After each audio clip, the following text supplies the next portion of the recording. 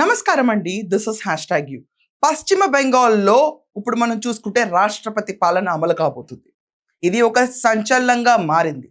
ఈరోజు మమతా బెనర్జీ ఆల్రెడీ మనం చూసుకుంటే దీది బయటకొచ్చి 5వ తారీఖున పెట్టిన ప్రెస్ మీట్లో ప్రజలు తన వెంటే ఉన్నారు, తను ఓడిపోలేదు అన్న నినాదం కూడా చేశారు. ఇక్కడ ఒకసారి వేయండి, ఆవిడ ఎలా చేతులు పైకెత్తి మేము ఇంకా గెలిచే ఉన్నాం, మేము ఓడలేదు అన్న విషయాన్ని చూపించారు.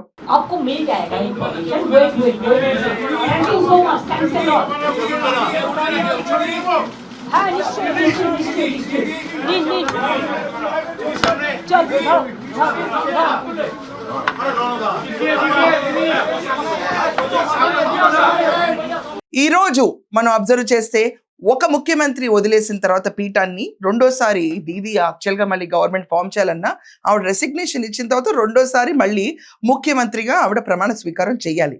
ఇది రెగ్యులర్ ప్రోటోకాల్. కానీ దీది మాత్రం రాజ్ భవన్కి వెళ్ళేది లేదు, రాజీనామా ఇచ్చేది లేదు అని చెప్పి క్రిస్టల్ క్లియర్ స్టేట్మెంట్ చేసేశారు.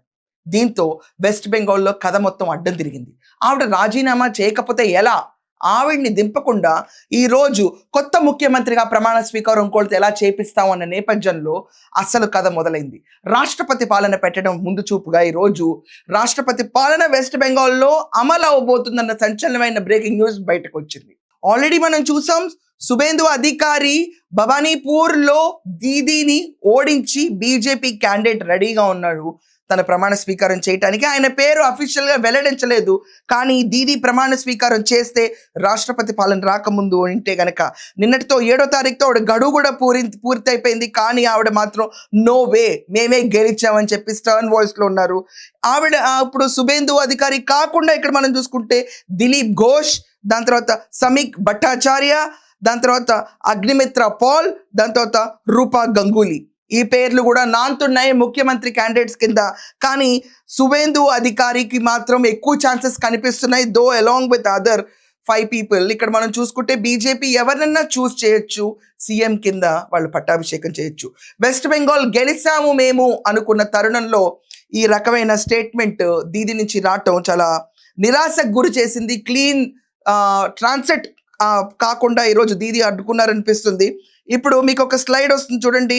కోల్కతా నుంచి గెజెట్ నోటిఫికేషన్ రిలీజ్ అయింది ఈరోజు. Government of west Bengal, the following order of governor of west Bengal is here by published for general information order in exercise of power conferred on me by subclause B of club clause 2 the article 174 of Constitution of India. I hereby dissolve the Legislative Assembly of West Bengal effect from 7th May 2026. R.N. Ravi, Governor of West Bengal. West Bengal governor Ravi గారు already ఇక్కడ gazette notification release చేశారు. 7వ తారీఖుతో ప్రభుత్వాన్ని dissolve చేసేస్తున్నాం అంటే TMC Trinamool Congress ప్రభుత్వాన్ని dissolve చేస్తూ కొత్త గవర్నమెంట్ని ఫామ్ చేయడానికి ఇప్పుడు టైం ఇవ్వాలి. కాబట్టి ఆపద్ధర్మ ముఖ్యమంత్రిగా దీది ఉండాలి, కానీ ఆవిడ ఎక్కడా కూడా నిరాకరిస్తున్నారు. రాజ్భవన్కి వచ్చి రాజీనామా కూడా సమర్పించట్లేదు.